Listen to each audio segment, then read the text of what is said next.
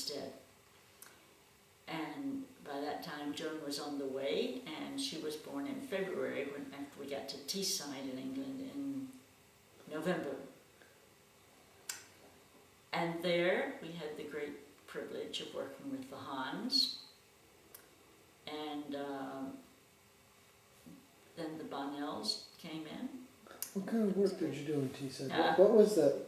Was it, there was a house? There was a house on Mandale Road. It was actually 2 houses, council houses. The order was invited to Teesside by a man called Bill Elliott, an Anglican priest, and they had a team of priests there, and we were invited there to work with them, which we did very little of, as I remember. It was kind of a base for traveling throughout the country. I didn't do any of that, though. I don't think I did any traveling or courses. Desmond did a good bit. Desmond and Charles, basically, that first year. I was teaching school. Well, first I think I did some secretarial work, but permeation, basically teaching English, and which was always a bit of a, just slightly ambiguous to have an American teaching English, amazing, in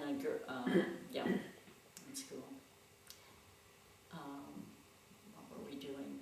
We had a really, especially, I have quite a strong memory of the Bonnells and us and the Hans. We had quite a good internal life, the intellectual side of it, studies, go garden, and so on. It was quite strong. But the recruiting courses and so on. And from there to, from Teesside, well, then after the Hans were gone, Margaret Piper and Brian Fisher came.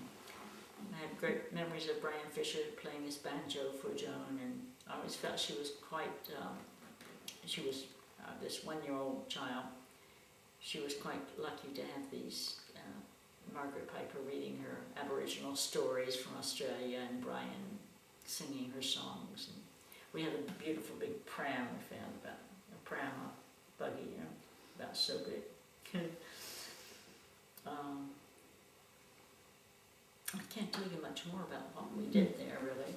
It was quite a struggle to make ends meet, I think, for one thing. So basically an internal life. I remember once, after internal life, basically a community life. Claire Bonnell was a social worker. I don't know what Bill did. Don't know. I remember one of the ideas was to send Brian and Desmond and maybe Bill up to work on the North Sea oil rig. That didn't work out, fortunately. Desmond was a wine waiter for a while, and so on. But that period was, don't know how I characterize it. Certainly it was very formative to be with the Hans that year, and it's quite strange looking back to think they were maybe as old as 40. We were 30. They seemed so much older. Shelley was there. Shelley Hahn was there that year.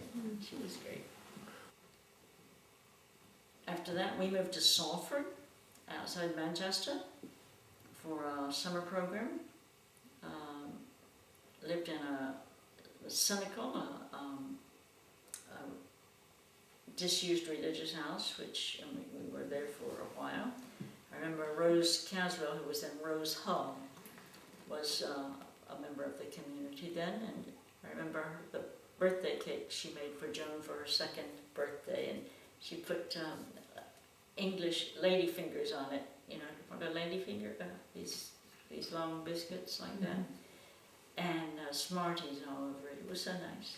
And another person who was there in the house was Elizabeth Hughes, and she would again take the baby Joan to the park and play with the ducks. It was nice. It's like that. Another thing, couple we met, but Hans knew them very, very well, and we knew them a little. John and Jean Jacob, who were Anglican pastor in Sheffield, and they were really the movement's best friends, I think, there, and Hans stayed with them a lot.